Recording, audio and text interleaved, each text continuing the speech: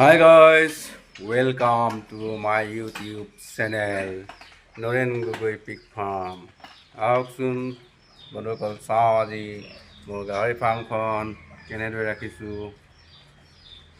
ইয়াতে আছে তিনিজনী চেউৰী গাভিনী গাহৰি কেইজনী থৈছোঁ, তিনিজনী দেখিছে আপোনালোকে। এয়া চাওক তিনিজনী থৈছোঁ আৰু এইফালে আছে দেই পোৱালি আছে, ইয়াতে 9 পিচ পোৱালি আছে দেই। এয়া দেখিছে, এইখিনি হ'ল পোৱালিখিনি। কি খোৱাত লাগিছ চাওঁ বন্ধুসকল। ফাৰ্মখন এনেকৈ কৰি আছোঁ।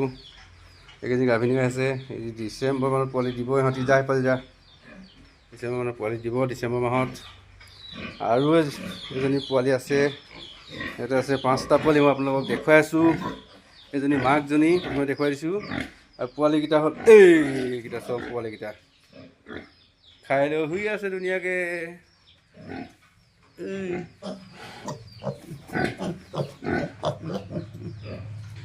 এইকেইটা হ'ল পোৱালি, 5টা আছে। কেনে দেখিছে আপোনালোকে লাইক কমেণ্ট কৰিব, আৰু নতুন বন্ধুসকলে মোৰ চেনেলটো যদি চাইছে তো চেনেলটো ছাবস্ক্ৰাইব কৰি ল'ব, যাতে এনেদৰে ভিডিঅ' আৰু আপোনালোকে চাবলৈ পায়। ন'টিফিকেশ্যনটো ক্লিক কৰি ল'ব, বেলটো বজাই দিব, তেতিয়া মোৰ ভিডিঅ'খিনি আপোনালোকে পাব চাবলৈ। এইয়া চাওক, ইয়াতে দুটা শুই আছে, মজা আছে। দেখিছেনে কিমান ধুনীয়াকৈ শুই আছে। দানা চানা দিলোঁ, খাই বৈ শুই আছে। 2 পিচ, দুইটা কিন্তু পাঠা হয় দেই, খাচী কৰা নহ'ল সিহঁতক। আৰু ইয়াতে আছে 3জনী চেউৰী। চবে দিলোঁ, দানা দিলোঁ, চবে খাই দানা শুকান কৰি থৈছে। চবে দানা চানা খাই বৈ এতিয়া শুই আছে। এয়া এজনী চেউৰী, ইয়াতে 2জনী আছে। ইয়াতে আছে পোৱালিখিনি।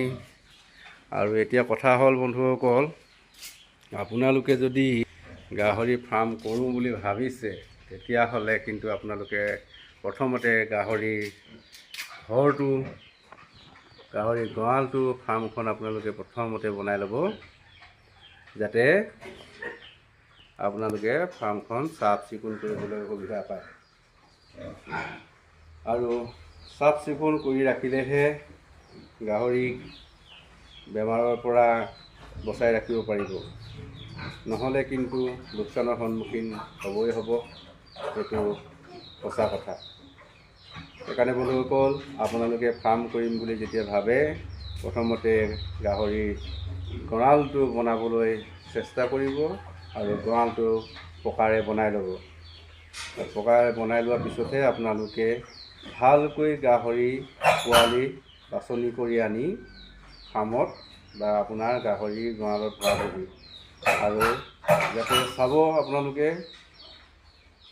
যিখন ফাৰ্মত গাহৰি পোৱালিক ভেকচিনেট কৰে, ধুনীয়াকৈ চাফ চিকুণ কৰি ৰাখে, সেই ফাৰ্মৰ পৰা আনিব। আৰু পোৱালিখিনি যাতে সুস্থ সবল পোৱালি পাই আপোনালোকে আনে, তেতিয়াহ'লে আপোনালোকে গাহৰি ফাৰ্মত লাভান্বিত হ'ব।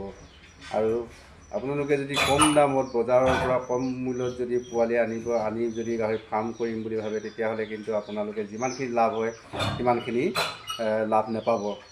সেইকাৰণে বন্ধুসকল, পোৱালি আনোতে ফাৰ্ম কৰোঁতে সদায় ভাল উন্নত জাতৰ পোৱালি আনিব। যিহেতু ফাৰ্মখন কৰিলে বহুতখিনি খৰচা হয়, গাহৰিক খুৱাবলগীয়া হয়, দানা খৰচা হয়।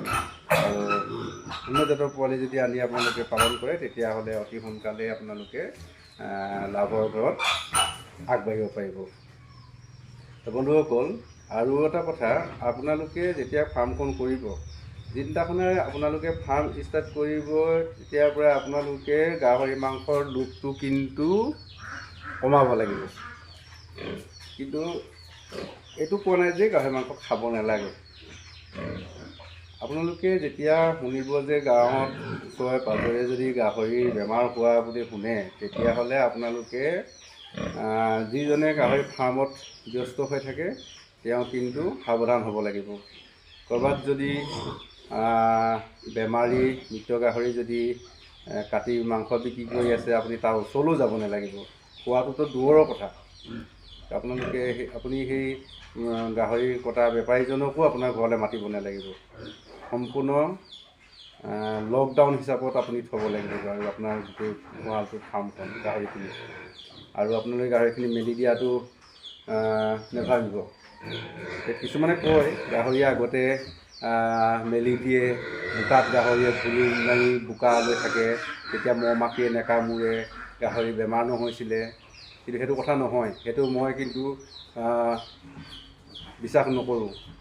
গাহৰিক সদায় পকা গঁৰালত যদি থৈ আপুনি যদি ভালকৈ চাফ চিকুণ কৰি গা পা ধুৱাই মেলি যদি ধুনীয়াকৈ ৰাখে, তেতিয়াহ'লে আপুনি এই বেমাৰৰ পৰা হাত সাৰি থাকিব।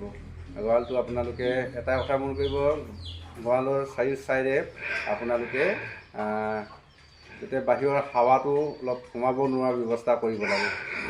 মইতো পলিথিন ত্ৰিপাল আনিয়েই চবফালে বন্ধ কৰি দিছোঁ আৰু যিফালে পাৰিছোঁ টিং দুখনমান লগাই দিছোঁ। এনেদৰে যদি ফাৰ্মখন আবদ্ধ কৰি ৰাখি আপোনাৰ যদি ফাৰ্ম কৰে, তেতিয়াহ'লে আপোনালোকে ফাৰ্ম কৰি আগবাঢ়ি যাব পাৰিব। আৰু মাংস আনি যদি আপোনালোকে কেনেবাকৈ ঘৰত আনি খায়, একো নহয় বুলি ভাবি যদি আপোনালোকে মাংস আনি খায়, তেতিয়াহ'লে কিন্তু বিপদৰ সন্মুখীন হ'ব। সেইকাৰণে বন্ধুসকল, গাহৰি ফাৰ্ম কৰিলে গাহৰি মাংস খোৱাটো অলপ কমাব লাগিব। আৰু বজাৰৰ পৰা গাহৰি মাংস আনিব নালাগিব, আনি খাব নালাগিব। অকণমান আনিলেও চাই চিতি আনিব লাগিব। তো বন্ধুসকল, ফাৰ্মত আপোনালোকে চাৰ্ফ ডিটাৰজেণ্ট যিকোনো এটা আনি গঁৰালবিলাক চাফ চিকুণ কৰি ৰাখিব। পটাছ পানী ছটিয়াব, গঁৰালৰ বাহিৰত ব্লিচিং পাউডাৰ ছটিয়াব। যদি পানী জমা হোৱা নলা নৰ্দমা আছে, তেতিয়াহ'লে তাত যিকোনো আপোনালোকে ডিজেল বা কেৰাচিন তেল অলপ ছটিয়াই দিব। তাত মহ মাখিবিলাক তেতিয়া কণীবিলাক ধ্বংস হৈ যাব তেলত, আৰু মহটো কম হ'ব। সেইকাৰণে ফাৰ্মখন কৰোঁতে আপোনালোকে ভাবি গুণি অলপ আগবাঢ়িব। আৰু ছিজনত যেতিয়া গাহৰি বেমাৰ হয়, সেই সময়ত আপোনালোকে মাংস খোৱাৰ পৰা গাহৰি কটা মাংস ওচৰলৈ যোৱা আৰু গাহৰি বেপাৰীৰ ওচৰলৈ যোৱাটো পৰা বিৰত থাকিব। তো আজি ভিডিঅ'টো ইমানতে সামৰিছোঁ, বহুত বেছি দীঘলীয়া নকৰোঁ। আৰু এটা কথা, যিবিলাক বন্ধুৱে মোৰ চেনেলটো নতুনকৈ চাইছে, তেওঁলোকে মোৰ চেনেলটো ছাবস্ক্ৰাইব কৰি দিব প্লিজ, আৰু লাইক কৰিব, কমেণ্ট এটা কৰিব। তেতিয়া মই আৰু ভিডিঅ' বনাবলৈ উৎসাহ পাম। তো আপোনালোকৰ মৰম আশীৰ্বাদেৰে শেষত আজিলৈ ইমানতে সামৰিছোঁ। জয় গাহৰি পালকৰ জয়, ধন্যবাদ।